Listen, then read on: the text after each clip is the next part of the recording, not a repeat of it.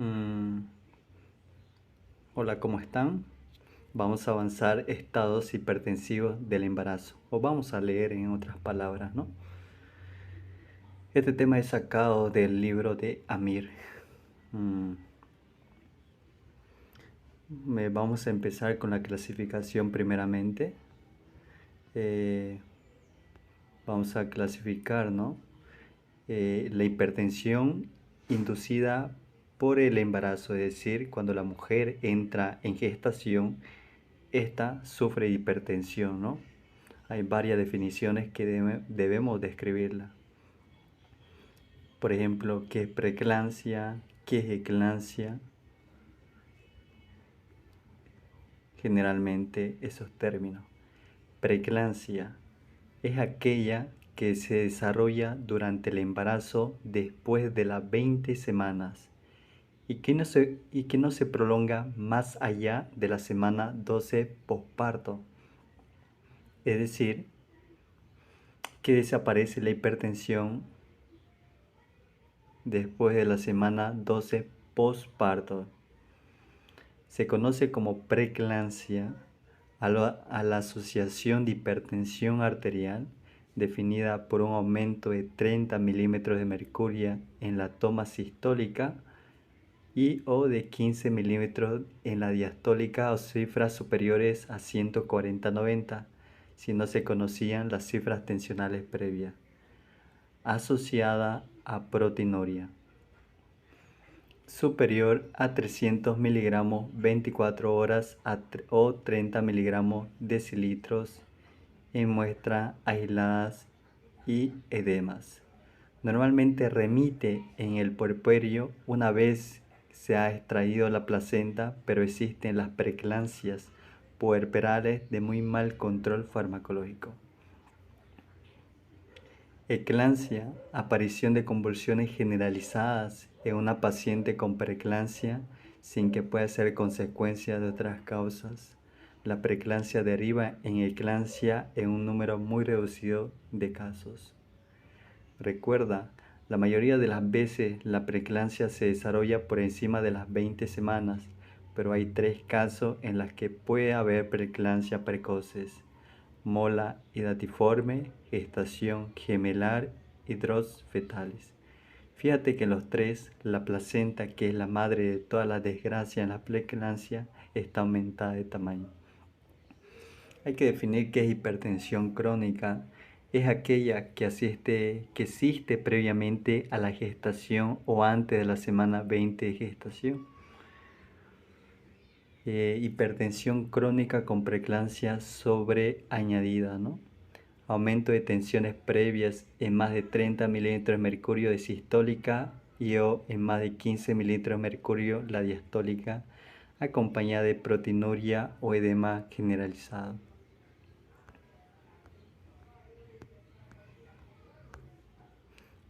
¿Qué es hipertensión transitoria? Consiste en elevación de la tensión arterial en las últimas semanas de gestación, parto o puerperio sin otro signo de preeclampsia. En cuanto a la epidemiología y etiología de la hipertensión inducida por el embarazo, se da en el 1 al 5% de la población, siendo más frecuente en primíparas, multíparas, añosas y en la raza negra. Etiología: factores de riesgo, factores hereditarios, factores inmunitarios, factores maternos y factores relacionados con la gestación. Vamos a empezar con los factores hereditarios. Existente, aunque desconocidos. Factores inmunitarios: cuanto mayor es el tiempo de exposición de la mujer al semen de un hombre, más tolerante se hará su sistema inmunitario a los antígenos del hombre y a los hijos que conciba de él. Por eso la preeclampsia es más frecuente en primíparas o gestación por inseminación con semen de donante. Mayor incidencia en embarazo por donación de ovocitos. Factores maternos, más frecuentes en adolescentes y mayores de 37 años, relacionado también con el tabaquismo, alteraciones vasculares, hipertensión, diabetes y enfermedades renales autoinmunes, lupus y síndrome antifosfolípido. Factores relacionados con la gestación: sobredistensión uterina, embarazo múltiple, polidragnio, fetos macrosómicos. En cuanto a la patogenia o la fisiopatología, está motivada por una implantación placentaria inadecuada que desencadena la producción de factores citotóxicos que producen disfunción endotelial y plaquetaria con vasoespasmo generalizado. Tiene especial importancia dos factores angiogénicos, la PIC, que es el factor de crecimiento proangiogénico y el protector frente a preeclampsia, y el factor antiangiogénico y de riesgo frente a preeclampsia. El cociente de factor de crecimiento proangiogénico y protector frente a preeclampsia sobre el factor antiangiogénico y de riesgo frente a preeclampsia aumentado es de riesgo para desarrollar preeclampsia y SIR por su asociación con la insuficiencia placentaria. Se encuentran lesiones en diversos órganos. En la placenta se produce isquemia placentaria con disminución de su tamaño, infarto por vasoespasmo y hematomas retoplacentarios. En el riñón se objetiva una lesión característica denominada endoteliosis glomerular. En el hígado aparece isquemia, hemorragia periportal y necrosis. En el cerebro se produce edemas y hemorragias. Las lesiones suelen desaparecer al remitir el cuadro, cosa que no ocurre en la hipertensión crónica. En cuanto a la clínica,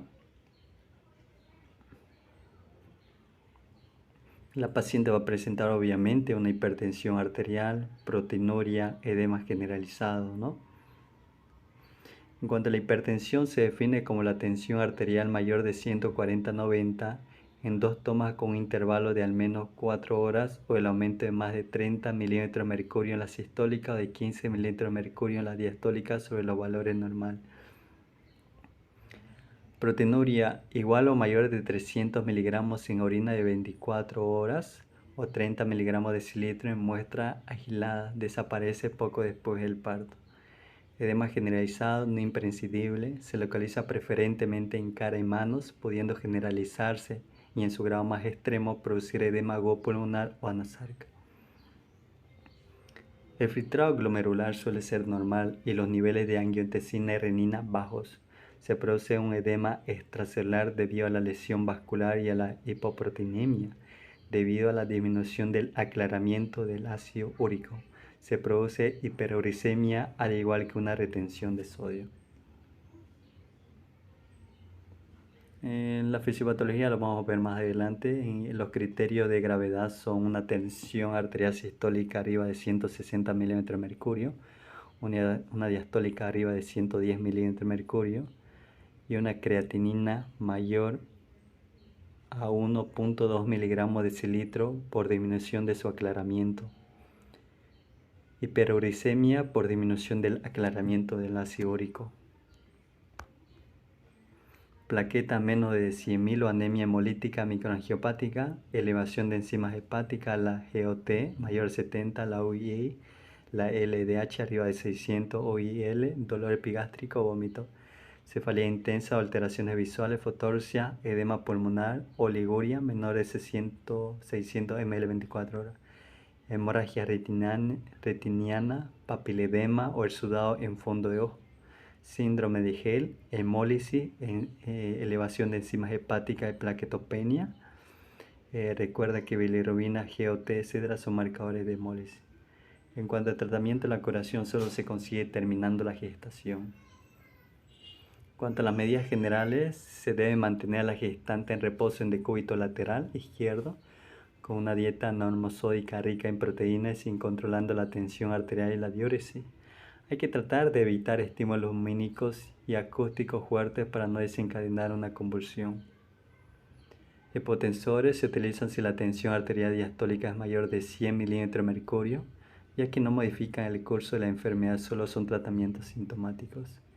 No existe clara ventaja en la utilización de un fármaco y otro, por lo que se recomienda utilizar el agente con el que se está más familiarizado, la betalol, hidralazina, alfa-metil-dopa o nifedipino para la vía oral. Por vía intravenosa lo más utilizado son la betalol y la hidralazina, ¿no? Están contraindicados los YECA, son teratogénicos. Pueden producir oligohidrasio, cero fallo renal. Los diuréticos disminuyen flujo heteroplacentario y el sórsído teratógeno y el atenolol produce SIR. En cuanto a aquí está la patogenia. Todo empieza con el compromiso de la circulación enteroplacentaria o vasoconstricción. Eso va a llevar a una liberación de tromboplastina placentaria. Eso va a ocasionar microcoágulos y vasoconstricción, ¿no? Lo primero va a ocasionar daño renal, endoteliosis, pérdida de proteína en orina, disminución de presión coloidemótica y edema, ¿no? También puede ocasionar microinfarto en el sistema nervioso central, cefalea, fotorsia, convulsión, infarto hepático, elevación de transaminasa, distensión de cápsula, epigastralgia, dolor en epicondrio derecho, ruptura hepática y gel, ¿no? Puede ocasionar trombos intravasculares, anemia microangiopática, destrucción de plaquetas, gel. También le podemos dar anticonvulsivante. El tratamiento de lesión, la profilaxis, las convulsiones, el sulfato de magnesio intravenoso. También se utiliza como tratamiento de las mismas. Actúa bloqueando la acción de calcio en la placa neuromuscular y en las células miometriales. Tiene efecto hipotensor, diurético, tocolítico, vasodilatador cerebral. A dosis alta es tóxico, produciendo disminución de los reflejos osteotendinosos o ligure de presión respiratoria. Por este motivo, su administración debe ser monitorizada mediante el control de los reflejos osteotendinosos cada hora. Medición de la diuresis horaria, ¿no? Debe ser mayor a 25 cc y la vigilancia de la frecuencia respiratoria debe estar por encima de 12 respiraciones minuto. En caso de intoxicación, el antídoto es el gluconato cálcico. Administración de 1 gramo intravenoso. Conducta obstétrica. El esquema terapéutico de la preeclampsia debe contemplar el control de la TA, la prevención de las convulsiones y la finalización de la gestación, que es el tratamiento definitivo.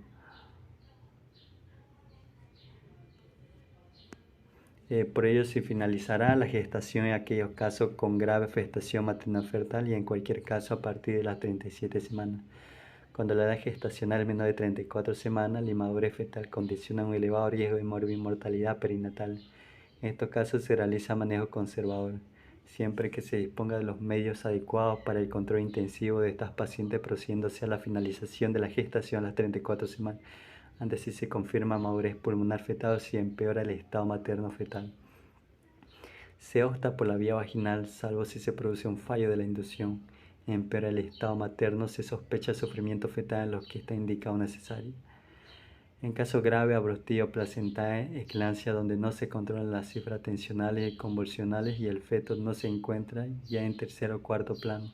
Se realiza una cesárea urgente independientemente de la edad gestacional una vez controlada la situación materna.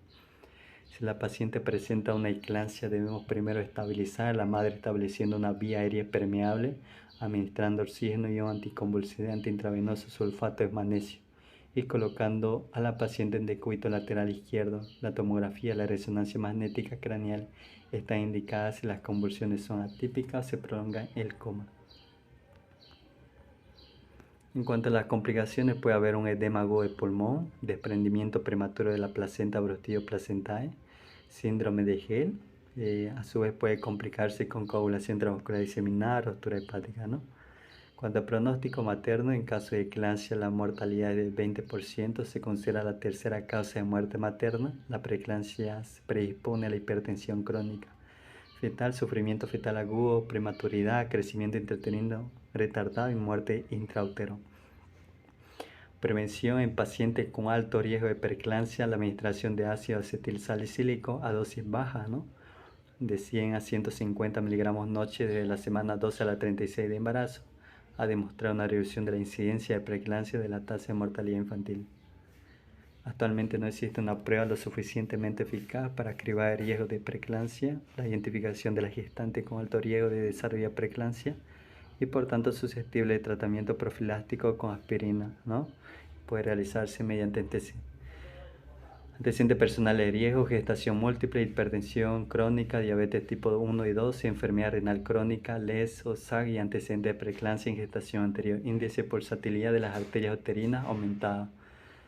Ratio SFLT 1-PIGF elevado, ¿no?